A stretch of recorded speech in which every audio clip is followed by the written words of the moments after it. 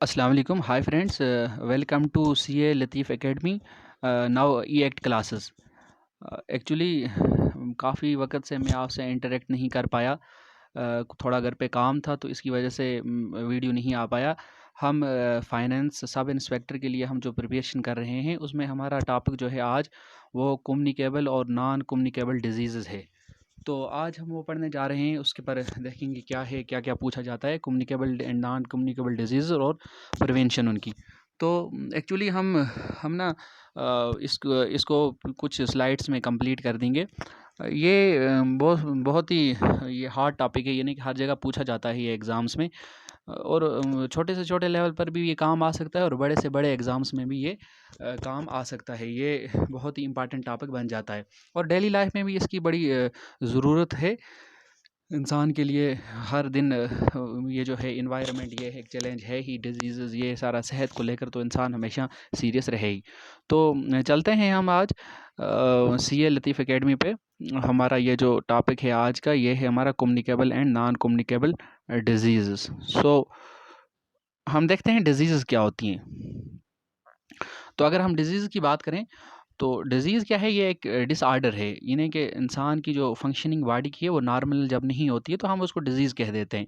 जैसे आप डेफिनेशन पढ़ ही सकते हैं, डिसऑर्डर ऑफ स्ट्रक्चर और function in a human, animal और plant, specially one that produce specific signs और सिम्टम्स, ठीक है, और that affects a specific location and is not simply a direct result of physical injury. ठीक है, एक होती है इंजरी लगे, जैसे एक्सीडेंट हो गया, आपकी टांग को लग गई, आपके सर को लग गई, ब्लड फ्लो होना शुरू हो गया, या कुछ कट गया, हाथ कट गया, ये तो इंजरी है। डिजीज़ इससे हट के होती है, आप बिल्कुल ठीक हैं, फिजिकल कोई चीज़ नहीं है, लेकिन आपके अंदर कुछ ऐसी रिएक्शंस हो गई हैं बॉडी के अंदर कि अब आप नॉर्मल, आपका जैसे आपका लिवर अच्छे से काम नहीं कर रहा है, आपका हार्ट के अंदर मतलब आपका ये जो बाकी हेड एक हो गया है, या फिर ऐसी ऐसी सिम्टम्स आ, जैसे आपको कॉमन कोल्ड आ गया। तो ये नहीं कि आप नॉर्मल फंक्शनिंग, ये जो रिस्पायरेटरी सिस्टम है, या फिर इंसान का जो डाइजेस्टिव सिस्टम है, या फिर इंसान के ये जो बाकी सिस्टम है, ये अच्छे से वर्क नहीं कर रहे हैं। ओके, तो डिजीज़ हम देखते हैं कुछ होती हैं इनिएट डिजीज़ेज़ या फिर कंजेंशियल डिजीज़ हम इसको कहते हैं, जो बाय बर्थ होती हैं। ठीक है, जैसे जेनेटिक डिसऑर्डर है, डाउन सिंड्रोम वगैरह, ये इसकी एग्जांपल है। मेटाबॉलिक डिसऑर्डर जैसे डिफनेस है, डमनेस है, जैसे बहरा है कोई, या फिर थोड़ा सा डम है। तो ये डिजीज़ जो हैं ये बर्थ होती है, इंसान जब पैदा हो जाता है, जैसे आप देखो पैदा होने के साथ ये कुछ डिजीज़ होती है इंसान के साथ। तो ये इनके लिए फिर हम देखते हैं, ये स्पेशल चाइल्ड कहा जाता है इनको। हम स्पेशल स्कूल्स में इनको एडमिशन दिया जाता है, इन पर बहुत मेहनत करनी पड़ती है। तो ये तो इनिएट डिजीज़ होती हैं। उसके बाद एक्वायर्ड डिजीज़ जो आफ्टर बर्थ के बाद होती है, जैसे कम्युनिकेबल और नॉन कम्युनिकेबल दोनों इसी में आ जाते हैं। तो अगर आपको ये क्वेश्चन आ जाए कि व्हाट आर ये कम्युनिकेबल और ये जो है नॉन कम्युनिकेबल डिजीज़ हैं, इनमें से कोई भी आपको पूछा जाए तो आप ये कहो कि ये एक्वायर्ड है और ये बाय आफ्टर बर्थ होती है, पहले बर्थ से पहले नहीं होती है। ठीक है, ऐसा नहीं है कि माँ से बच्चे में जाएगी, हेरेडिटरी भी नहीं है। जैसे माँ को ज़ुकाम है तो उस बच्चा पैदा होगा तो बच्चे को भी ज़ुकाम होगा, ऐसा नहीं होगा इसमें। ये है, हाँ, घर में किसी को है तो इन्फेक्शन फैल सकता है, इन्फेक्शियस सेल्स कम्युनिकेट कर सकते हैं, बट ऐसा नहीं है कि हेरेडिटरी इसमें कोई इशू हो। तो अगर हेल्थ की हम बात करें तो डिजीज़ के बाद हम देखते हैं हेल्थ जो है, the state of being free from all illness and injury. जितनी भी हमारे पास कोई इंजरी है या फिर कोई इलनेस है, इससे अगर हम क्या हैं, फ्री हैं, तो क्या हमारा ये है हेल्थ, इसको कहते हैं हम।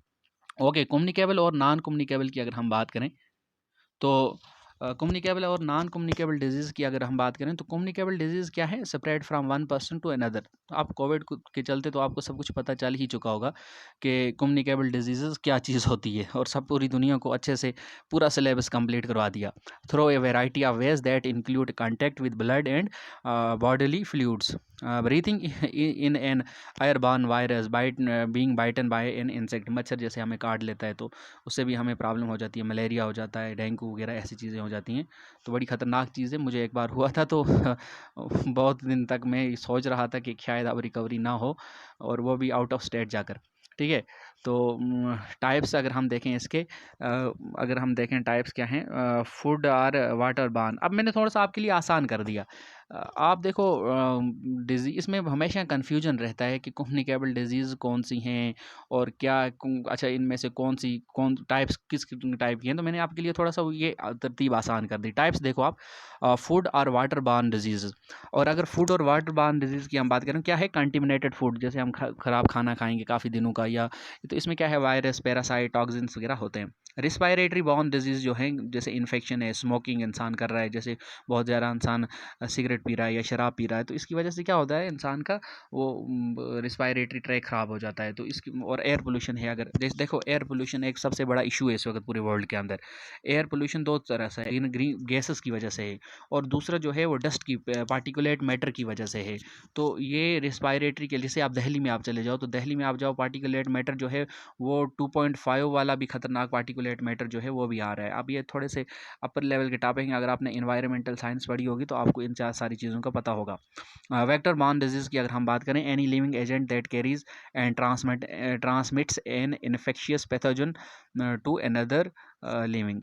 ओके, तो ये है वेक्टर, क्या है कि जो कैरी हो एक जगह से दूसरी जगह, कैरियर अपना ढूंढता हो, यानी कि इन्फेक्ट ट्रांस क्या है किसी एजेंट के ज़रिए से। तो इसको हम वेक्टर डिजीज़ कह सकते हैं, वेक्टर बॉर्न। और जूनाटिक डिजीज़ जो है, disease transmit from animal to humans. तो ठीक है ऐसा। काजेटिव एजेंट्स जो होते हैं हमेशा, ये एक बैक्टीरिया होता है, वायरस होता है, फंगस होता है और प्रोटोजोआ होता है। अब मैंने इसको क्या किया है आपके लिए, देखो वायरल डिजीज़ जो हैं, ये सारी वायरल डिजीज़ हैं। और ये देखें आप, वायरल डिजीज़ में अगर हम देखें तो ये कुछ वायरल, ये सारी वायरल डिजीज़ हैं। और मैंने आपको पीछे जैसे मैंने आपको बताया कौन सी क्या टाइप है, वेक्टर बार्न, एयरबार्न, रिस्पायरेटरी डिजीज़ हैं, या फिर जूनाटिक डिजीज़ हैं, या फिर वेक्टर बार्न, वेक्टर है, या फिर ये सारी डिजीज़ हैं। तो ये टाइप आप देखो कौन सा डिजीज़ किस टाइप की है और काजेटिव एजेंट इसका क्या है, ये पूछा जाएगा आपको। ये अक्सर पूछा जाता है, ये क्वेश्चन पूछा जाएगा कि कौन सी डिजीज़ है, मीज़ल्स क्या है, वायरल डिजीज़ है, बैक्टीरियल डिजीज़ है, या फिर फंगल डिजीज़ है, या फिर प्रोटोजोइक डिजीज़ है। तो वायरल डिजीज़ की मैंने आपको बिल्कुल एक लिस्ट, इसके अलावा भी अगर आपको कुछ और नाम हो याद तो आप इसमें ऐड कर सकते हैं। और इस तरह से आप एक मेमोरी को एक स्ट्रक्चर्ड वे में याद बना सकते हैं।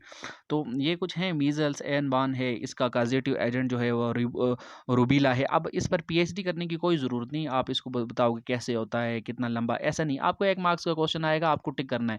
तो ये आपको नाम याद होने चाहिए। और आप देखो टाइप्स, नाम एक पूरे, जैसे मीज़ल्स हैं, कोविड-19 है, इन्फ्लुएंज़ा है, dengue, rabies, smallpox, chickenpox, hepatitis, polio, mumps, chikungunya, AIDS और सार्स। तो ये सारे हैं डिजीज़, वायरल डिजीज़। अब क्या है, टाइप क्या है इनके, मीज़ल्स है एयरबॉर्न। तो आपको एयरबॉर्न के बारे में देखो, मीज़ल्स के बारे में आप थोड़ा-सा पढ़ लेना। इन इन सब को आप क्या काम करना, आप इन सब डिजीज़ को ना अपनी लैंग्वेज में, हिंदी में या फिर उर्दू में, या जो जो भी आपकी लैंग्वेज हो उसमें आप ट्रांसलेट कर लो। और ट्रांसलेट करने के बाद थोड़ा-सा जानो इसके बारे में। जैसे कोविड-19 पर आपको तो पीएचडी हो चुकी होगी। कोविड-19 क्या है? कोविड-19 कहाँ से आया हमें पता है, एक कोरोना वायरस था, एक छोटा-सा वायरस आता है, ज़ूनाटिक, मैंने आपको कहा ना जो एनिमल से फैले। तो अब अभी तक तो है इसमें प्रॉब्लम कि अभी चाइना से उठा था, लैब से निकला था, लेकिन कोई कह रहा है कि जैसे क्या एनिमल से आया था, कि कुछ एनिमल ही ऐसा था, जैसे वहाँ पे बैट्स का प्रॉब्लम रहता है चाइना के अंदर, तो वहाँ से ये कोविड-19 आया था। इस पर क्लियरिफिकेशन अभी यूएनओ भी नहीं दे पाया, डब्ल्यूएचओ भी नहीं दे पाया, बट हाँ, ये ज़ूनाटिक डिजीज़ में गिना जा सकता है। तो अब इसी तरह से अगर आपको मीज़ल्स के बारे में पता होगा, तो आप फ़ौरन से बता दोगे कि ये एयरबॉर्न है, क्योंकि मीज़ल्स क्या है। अब इसी तरह से इन्फ्लुएंज़ा, डेंगू वेक्टर बॉर्न है, आपको मच्छर काटने की वजह से हो जाता है। तो वेक्टर, वो मच्छर से कैरियर आया वायरस आपकी बॉडी में, ठीक है, वायरस वहाँ से आया। तो जैसे स्मॉल पॉक्स, चिकन पॉक्स, ये सारे, पोलियो आप देखो, पोलियो डिजीज़ है, ये पोलियो वायरस, ये पोलियो काजेटिव इसका एजेंट है। तो ये सब आप याद रख लो, ये है सारे, इनको आप नज़र दो, और आपका काम है अब इस पर थोड़ी सी और मेहनत करना। तो देखो आप साफ़ ही ये सोचो कि बिल्कुल रेडीमेड मटेरियल हमें मिल जाए पूरे का पूरा, और हमें कुछ ना करना पड़े, तो दैट्स हार्ड वर्क नहीं, ये ना तो ये हार्ड वर्क है, ना ही स्मार्ट वर्क है। आपको हम गाइड कर सकते हैं, हम बच्चों की तरह आपको पढ़ा नहीं सकते बिल्कुल कि लाइन बाय लाइन। हमने आपको मटेरियल दे दिया, आपको ट्रिक बता दी कैसे करना है, अब थोड़ा सा मेहनत आप कर लो, आधा घंटा है और इस पर खर्च कर दो, तो आपका ये हमेशा हमेशा के लिए ये प्रॉब्लम ही ख़त्म हो जाएगी। चलें आगे। Bacterial disease. अब बैक्टीरियल डिजीज़ की अगर हम बात करें तो नेम ऑफ डिजीज़ की अगर हम बात करें क्या है, डिप्थेरिया है, कॉलरा है, एंथ्रेक्स है, प्लीग है, और क्या है, टाइफाइड है। बाकी ये सारी पूरे आप नाम देखो ये सारे। अब इसमें भी ये मैंने आपको टाइप्स बता दिए। टाइप्स क्या हैं? वही एयर बॉर्न, वाटर बॉर्न, कोई वेक्टर बॉर्न है, कोई जैसे ये सेक्सुअल कांटेक्ट की वजह से कोई डिजीज़ हो रहे हैं, बाइट्स की वजह से। बाइट को आप ज़ूनोटिक ही बताओ। तो ये सारा। अब कॉज़ेटिव एजेंट। अब कॉज़ेटिव एजेंट इतना ज़्यादा जेकेएसएसबी नहीं पूछ रही है, लेकिन हम चांस नहीं ले सकते। तो ये आप इसके ये जो नाम हैं, अब इनकी प्रोनंसिएशन कैसी होगी मैं कर नहीं रहा हूँ कॉज़ेटिव एजेंट, क्योंकि आप क्या पता आप में से किसी को हँसी आ जाए। तो आप खुद ही इसको अपने हिसाब से क्या काम करो कि प्रोनाउंस कर लो तो जैसे आपको ठीक लगे और याद भी कर लो, ठीक है? उसके बाद फंगल डिजीज़ जो हैं, फंगल डिजीज़ की बात अगर हम करें तो क्या होती हैं, जैसे एथलीट्स फुट है, रिंगवर्म है, मुद्रा फुट है, एस्परगिल्स है, और बाकी ये जो है जॉक इच है, ये सारी ये है फंगल डिजीज़। अब ये वेक्टर बॉर्न है, ज़्यादातर रिस्पायरेटरी भी होती हैं, और टाइट फिटिंग क्लॉथिंग की वजह से भी एक चीज़ हो रही है, ये भी पूछा जा सकता है, ठीक है? कॉजेटिव एजेंट भी इनके आपके सामने हैं, ठीक है? आगे चलते हैं हम प्रोटोज़ोइक डिजीज़ पर। प्रोटोज़ोइक डिजीज़ जो है वो क्या है? मलेरिया है, एमोबिक डिसेंट्री है, काला अज़र है, और छागस डिजीज़ है। तो ये सारे वेक्टर बॉर्न नहीं है। प्रोटोज़ोइक जो है लगभग वेक्टर बॉर्न डिजीज़ है। इसके और भी हो सकती है, एयरबॉर्न भी हो सकती है, ज़रूरी नहीं है, लेकिन ये है अभी तक जितनी हमने पढ़ी। अब डिजीज़ की अगर हम बात करें तो एक आप यूट्यूब पे जाओ या फिर गूगल पे जाओ, आप गूगल करो तो आपको हज़ारों डिजीज़ मिलेंगी। लेकिन ये सब इम्पॉर्टेंट थी जो कि मैंने अब जो अक्सर कार एग्ज़ाम्स में पूछी जाती हैं। पीछे एफएफए में भी यही पूछी गई थी। सॉरी, एफएए में भी यही पूछी गई थी। पीएए में भी यही पूछी गई थी। उसके अलावा ये जो जेके पीएसआई का एग्ज़ाम हुआ उसमें भी पूछी गई। तो अब ये जेके फाइनेंस एसआई का जो एग्ज़ाम है इसमें भी आपको ये क्वेश्चन इसी तरह से, मतलब इस सब ही में से आएगा। देखो, लिमिटेड मटेरियल रखो आप।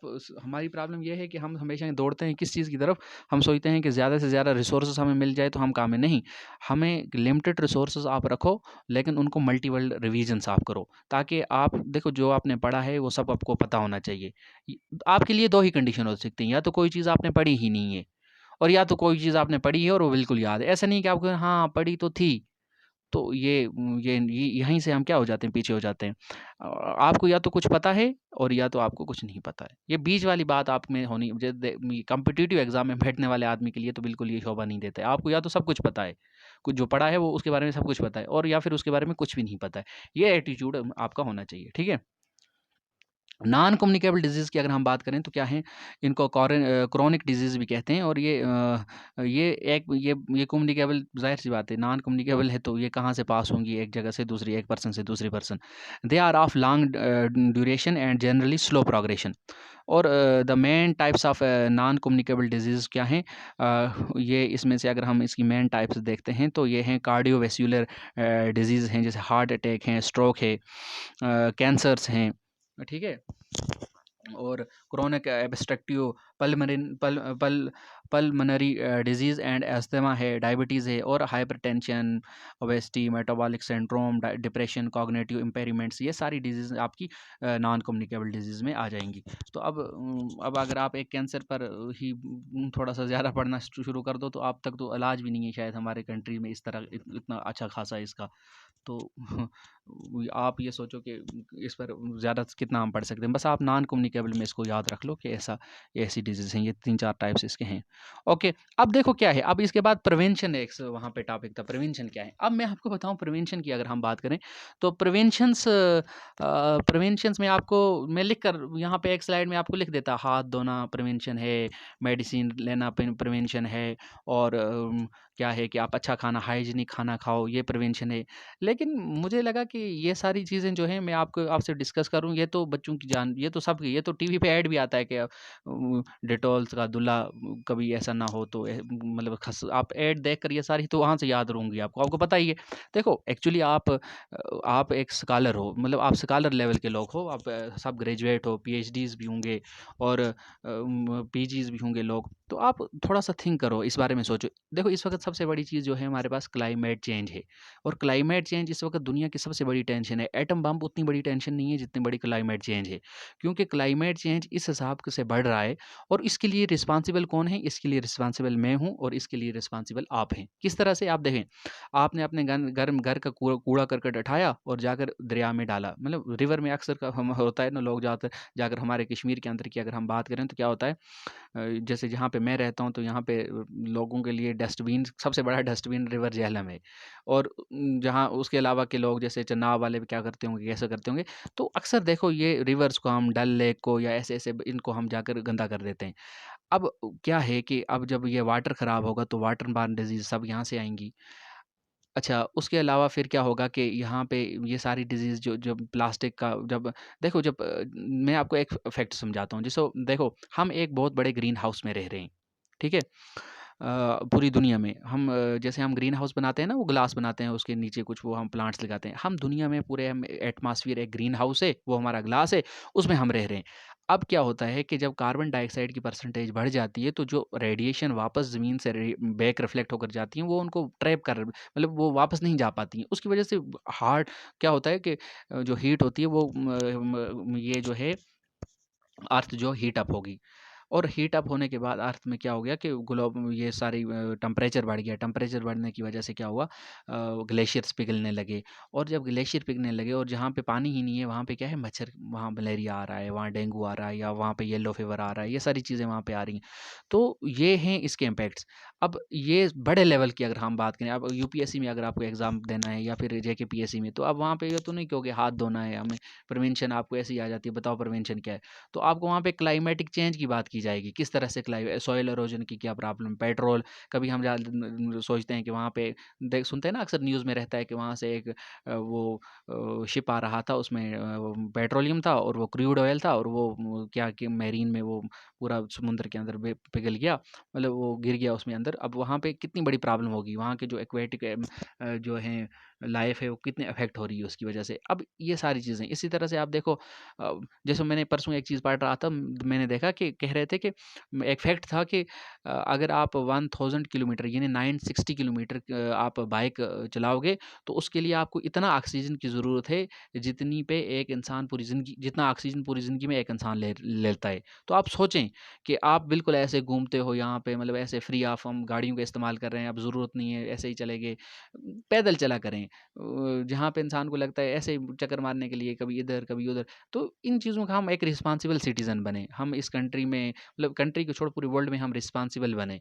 कहते भी हैं हमारे रिलीजियस एस्पेक्ट से भी अगर हम बात करें तो कुछ लोगों के लिए धरती माँ के बराबर है।